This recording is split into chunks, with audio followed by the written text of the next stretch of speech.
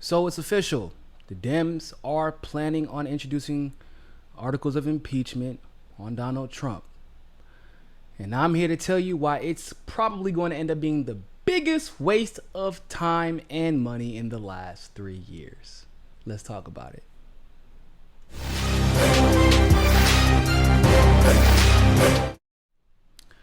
So, in case you haven't heard this breaking news, it came out a couple of hours ago. The Dems have announced that they are officially going to introduce articles of impeachment against Donald Trump over the Ukraine scandal. But I'll let Nancy Pelosi tell you in her words. try not to get too choked up over the sincerity and patriotism that comes out of Nancy Pelosi's mouth. Just try not to. I know it's going to be difficult, but try, all right? Our democracy is what's at stake. The president leaves us with no choice but to act, the top elected Democrats said. Mr. Trump said the Democrats have gone crazy and have urged them to move quickly if they were going to impeach him. Democrats say that Mr. Trump corruptly made military aid to the Ukraine conditional on investigating his rival, Joe Biden. What did Pelosi say? The California Congresswoman told Thursday morning's news conference the facts are uncontested, except for they're heavily contested. But okay. The president abused his power for his own political benefit at the expense of our national security by withholding military aid and a crucial Oval Office meeting in exchange for an announcement for an investigation into his political rival, even though the investigation started well before Joe Biden had ever thrown his hat into the ring. But let's continue. She added, sadly, but with confidence and humility, with allegiance to our founders and a heart full of love for America, today I'm asking our chairman to proceed with articles of impeachment. Now, the article does say that an impeachment vote might take place in the House of Representatives before the end of the year, the trial in the Senate perhaps as early as January 2020. Now, they have been using this same impeachment line over and over and over and over and over and over and over and over and over again. And you know what this kind of reminds me of? Remember when the Democrats were just oh so positive, they were oh so sure that they were absolutely going to get Trump on Russiagate. And remember what the excuse was? We're absolutely positive that Trump was working with Putin to rig the 2016 presidential election. We're absolutely positive. What are you going to rig it? What are you going to get him on? He was working with Russia. Well, how? Remember, he was working with Russia. You know what I'm talking about. He was working with Russia.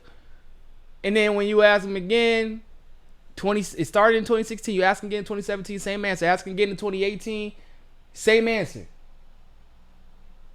2019, they switched it up a little bit. They said, okay, we got to move from the Ukraine. So let's talk about Russia. We got to move away from Russia. Let's talk about Ukraine. Here's a problem with the Ukrainian assessment, though, or the assessment that that President Trump withheld funding from the Ukrainian military, and because that they wouldn't play the quid pro quo game with him. Yeah, see about that. I don't know if you all know this, but during the impeachment testimony, Adam Schiff championed this witness. This witness' name was Ambassador Sondland. This witness was supposed to put the nail in the coffin. This witness was supposed to prove beyond a shadow of a doubt that Donald Trump was in fact guilty, because previously the same witness had claimed that he was 100% sure that Donald Trump was guilty, and he'd heard it from multiple people. Yeah, you want to know what the star witness, Adam Schiff's star witness. You want to hear this testimony? Just a brief. Obviously, we're not going to listen to all the 7 hours of it, but just this part of the testimony. We're going to listen to it. and we're going to talk about it.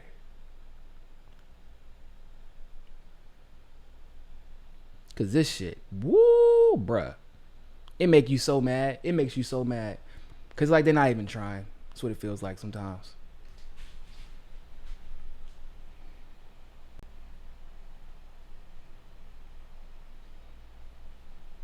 They weren't tied, that the aid was not tied. And I didn't say they were conclusively tied either. I said I was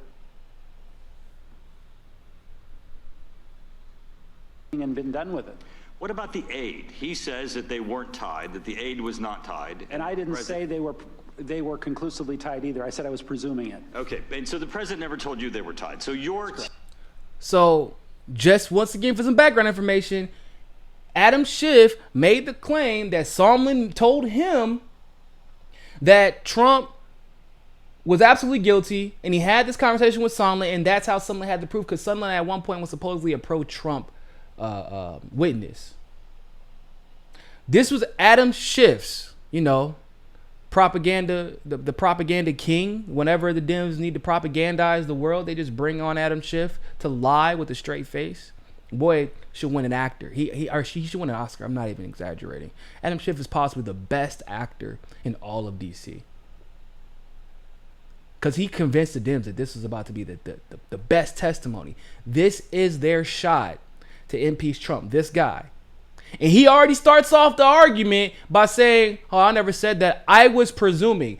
I don't know if there is a worse statement you can make in that situation. I am not basing anything I'm saying on fact. I am literally presuming. This should be good. His testimony is consistent, and the president did not tie aid to investigations. That's correct. Okay, he also testified that he spoke to Giuliani and that Giuliani did not relate that he was tying on behalf of the president or on the president's behalf aid, and that in fact Giuliani never said to him that aid was tied to investigations. Now, the question I have for you is, did you ever have a conversation with Giuliani that did not involve Volker? Because your testimony is a lot of we's and us's. So do you and Giuliani have a separate conference, separate phone call where Giuliani told you that the aid was tied? Because Volker says, and if he was on all your phone calls, Volker says that never happened. No, I did have a few conversations. I don't recall how many because I don't have the records with Mr. Giuliani directly when Mr. Volker wasn't available. And did Giuliani say to you, go ahead, what were you going to say? I don't believe I testified that Mr. Giuliani told me that aid was tied. Oh, I think, see, this is part of the problem, Ambassador Sondland, and I just want to walk you through this, is you've said to us everyone was in the loop, and everyone knew. Now, hold on a second. I've listened to you today, as a lot of people, and not only are your answers somewhat circular, frequently you've contradicted yourself in your own answer. Now, the text messages and emails that you put up there, Kurt Volker walked us through, and he has a completely different understanding of what you were saying than what you're saying you were saying. So I'm a little confused as to how everyone's in the loop, because if Giuliani didn't give you any express statement, then it can't be that you believe this from Giuliani. Now, let me tell you right now, because is Donald Trump your friend? No, we're not friends. Okay. Do you like the president? Yes. Okay. Well, after you testified, Chairman Schiff ran out and gave a press conference and said he gets to impeach the President of the United States because of your testimony. And if you pull up CNN today, right now, their banner says Sondland ties Trump to withholding aid. Is that your testimony today, Ambassador Sondland, that you have evidence that Donald Trump tied the investigations to the aid? Because I don't think you're saying that. I've said repeatedly, Congressman, I was presuming. I also said that President Trump... So no one told you, not just the president. Giuliani didn't tell you, Mulvaney didn't tell you, nobody, Pompeo didn't tell you, nobody else on this planet told you that Donald Trump was tying aid to these investigations. Is that correct? I think I already testified. No, answer the question. Is it correct? No one on this planet told you that Donald Trump was tying this aid to the investigations? Because if your answer is yes, then the chairman's wrong and the headline on CNN is wrong. No one on this planet told you that President Trump was tying aid to investigations. Yes or no? Yes. So, you really have no testimony today that ties President Trump to a scheme to withhold aid from Ukraine in exchange for these investigations? Other than my own presumption. Which is nothing. I mean, that's what I don't understand. So you know what hearsay evidence is, Ambassador? Hearsay is when I testify what someone else told me. Do you know what made-up testimony is? Made-up testimony is when I just presume it. I mean, you're just assuming all of these things, and then you're giving them the evidence that they're running out and doing press conferences, and CNN's headline is saying that you're saying the President of the United States should be impeached because he tied aid to investigations, and you don't know that, correct? I never said the President of the United States should be impeached. Nope, but you did. You have left people with the confusing impression that you were giving testimony that you did not. You do not have any evidence that the President of the United States was tied to withholding aid from Ukraine in exchange for investigations. I yield back. Oh! Oh, Jesus. Oh, that was so bad. That was bad, y'all. Oh, my God.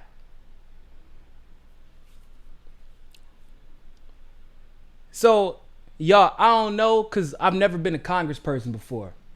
But, if you're the Speaker of the House, are you supposed to sit in on these testimonies? Out of curiosity. I don't know. Did y'all see Pelosi there? I thought I saw her once or twice. Okay.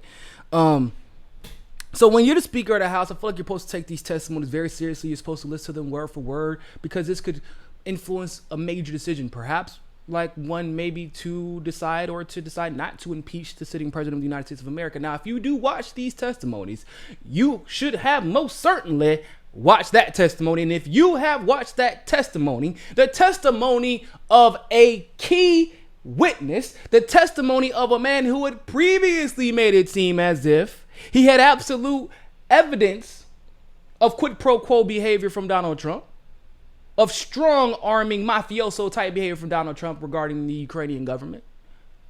When this is the guy, and then he looks at you and says, man, look, dog, I don't really know for a fact, but I'm just saying,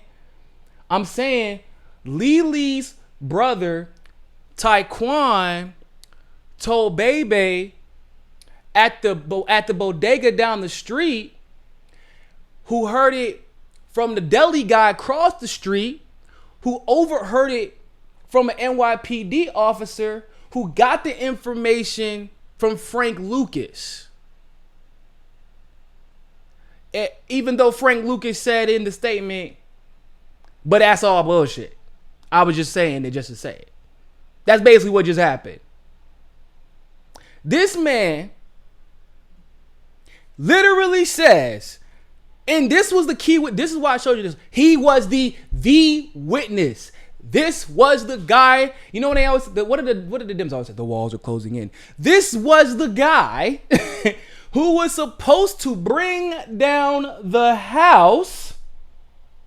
And you literally say, yeah, CNN says that I got absolute proof that Trump did something, but they're full of shit. He tells the world, CNN, and it wasn't just CNN, by the way, it was a lot of people. A lot of headlines, all the neoliberal headlines. They all said that Sondland was going to come in and bring down the house on Donald Trump. So in my mind, I'm trying to understand, ladies and gentlemen, maybe you all can help me because I'm a little slow sometimes. I can admit that. That's fine. In my mind, I'm trying to understand how Nancy Pelosi can look at the same thing that we all just witnessed and think to herself, well, clearly this means Trump did participate in quid pro quo behavior. That's exactly what this meant. Not to mention, and I want to be very clear about this, technically speaking, and it's not right, it's unethical, but technically speaking, even if Trump did do this, even if he was like, if you will not participate in this investigation where your ambassadors are found guilty doing something, our ambassadors in government are found guilty doing something, then if you will not cooperate with us, then I cannot provide assistance to you as commander-in-chief. That is actually not impeachable. That is not an impeachable offense. That's called diplomacy, and that's generally how it works. I don't give a damn if Biden is Trump's rival. Like, that was kind of unimportant to me. I don't give a damn if he. But the investigation, for those of you who are curious, it started well before Biden even announced, well before the presidential election even took off. If you actually wanted to see Trump impeached and then subsequently prosecuted and taken out of office, you would impeach him on the emolument clause. If you did so, this Ukrainian nonsense wouldn't have ever been necessary. If you did so, the Russiagate nonsense, and that's what I'm calling it nonsense, that's exactly what it is. It was always meant to be a distraction. That wouldn't have been necessary either. You could have started 6 months in impeaching him on the emolument clause. If you actually were worried about justice and accountability, but that's never what it was about, was it, ladies and gentlemen? It was never about justice and accountability. It was all about political calculation. And I want to be very clear about something. And it's funny, G. Kuljian, I appreciate you bringing that up. When you said they won't allow fraud charges, that was actually my next point. Everybody in this country is entitled to due process. Everybody in this country is entitled to due process. And that includes Donald Trump. I know it hurts some of our hearts. It really does. But that includes Donald Trump. That includes Donald Trump. What we are seeing with lying witnesses purposely trying to mislead the general public, playing political games. I want to be very clear about something. That is not due process. That is not due process. And unfortunately, we don't really have any influence over that. But what we can do is bring this information to light. And I'm explaining to you why this is very important. As most of you all know, I'm a Tulsi Gabbard. I've endorsed Tulsi Gabbard, but I'm also a Bernie Sanders supporter. And I would be happy if either one of them became president. Now, with Tulsi and with Bernie, the moment that they step out of line, what do you think the establishment will do to them if they're able to pull this with Donald Trump? And guess what we'll be able to say? If we were not consistent in our principles, we won't be able to critique them for it. All you'll be able to do is scream partisan politics. That's it. But guess what? For a lot of Democrats and a lot of people who have been pushing this impeachment nonsense, that's what it is. This has always been nonsense. You will not have a leg to stand on when they eventually do this to someone we support because they step out of line. As many issues as I have with Donald Trump, and there are plenty, trust me, he has a tendency to step out of line when it comes to the establishment. He has a tendency to do this. Now, because of that fact, think about it like this. People may ask, well, what's stepping out of line include? I don't know. Maybe shedding light on the numerous coups that we've conducted in the Ukraine, where a vice president and a presidential candidate is tied. The Speaker of the House is tied to this. Hillary Clinton and Bill Clinton are tied to this, which means the Obama administration is tied to this, which means the entire State Department, because this is foreign policy, was tied to this, which means the Justice Department, who ignored this, is tied to this, which means Loretta Lynch and Eric Holder are tied to this. I mean, do I need to go down the list even further for you to understand that if you were ever going to step out of line with the establishment, exposing how a number of head officials in the last administration were involved or at least complicit in a coup d'etat of a foreign government only to place our own officials and then actually participate in quid pro quo behavior like Joe Biden admitted to, now we have a whole different issue. Because that is stepping outside of the establishment. That is doing something you are not supposed to do. You're supposed to You're supposed to let it ride, if you will. You're not supposed to call out my corruption. We got to pretend like we don't like each other, but only within the context of hyper-partisan bullshit. Not real issues. But here we are, ladies and gentlemen. So even though Trump he doesn't necessarily always step outside of the establishment box, but when he does tend to make it a big leap outside of that box. Like he jumps out the box and then kicks the establishment box down the hallway somewhere and into the trash can, because that's what he tried to do with the Ukraine situation. Even though that started 2 years ago, it was always going to come back to bite him once. They were quiet about this 2 years ago. Why do you think they were quiet about this 2 years ago? Because they had complete control of his State Department 2 years ago.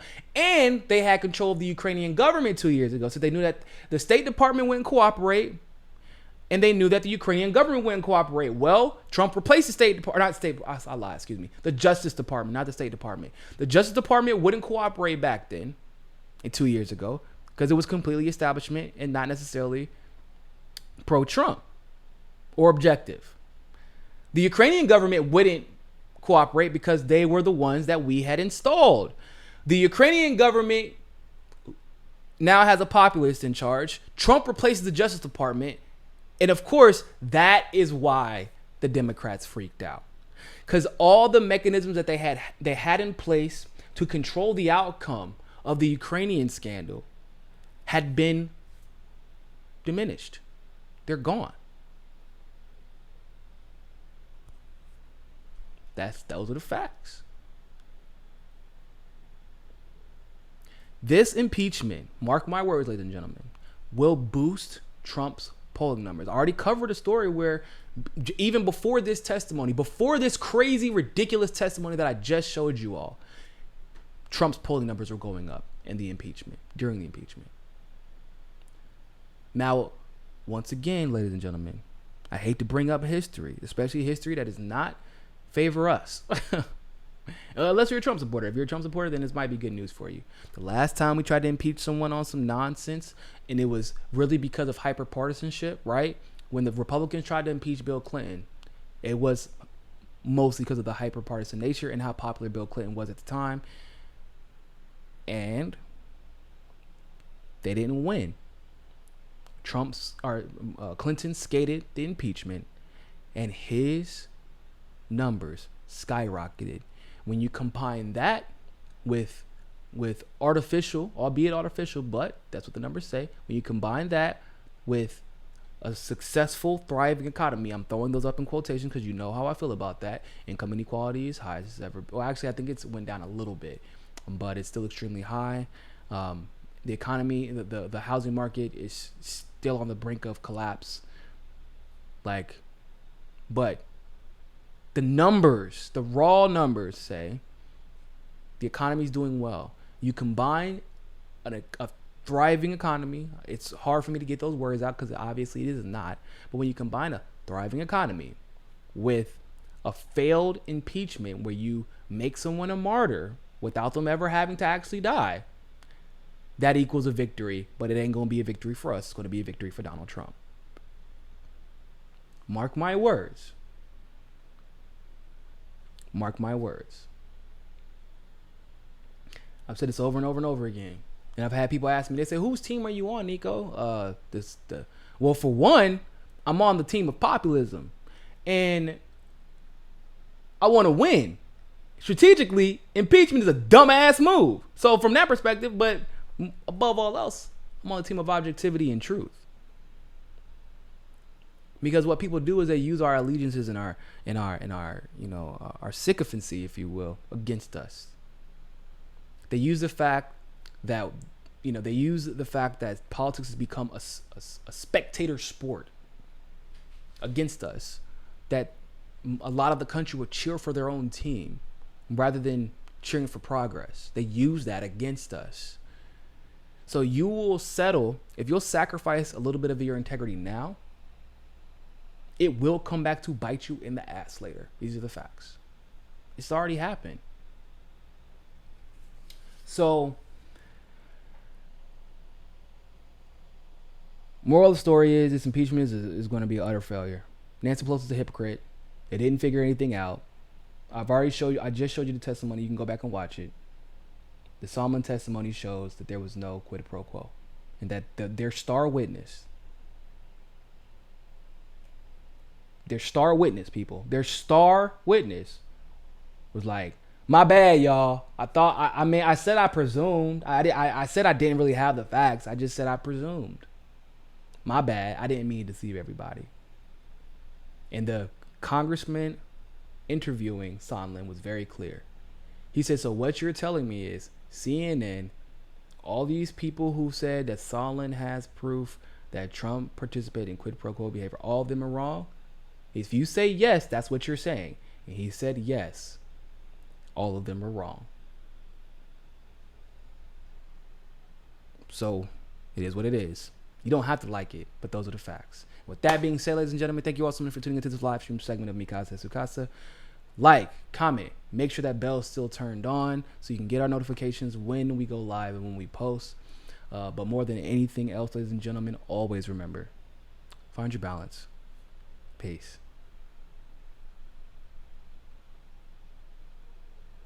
Don't forget to hit that subscribe button and hit that notification bell if you like that segment of Mikasa Sukasa. Of course, if YouTube is giving you trouble, as it always does, you can download the Rockfin app and follow us there. Also, if you want to continue to help our show grow, you can help us reach our goal of 500 patrons on Patreon and donate as little as $1. Really, anything helps. Other than that, always remember, people, more than anything else, find your balance. Peace.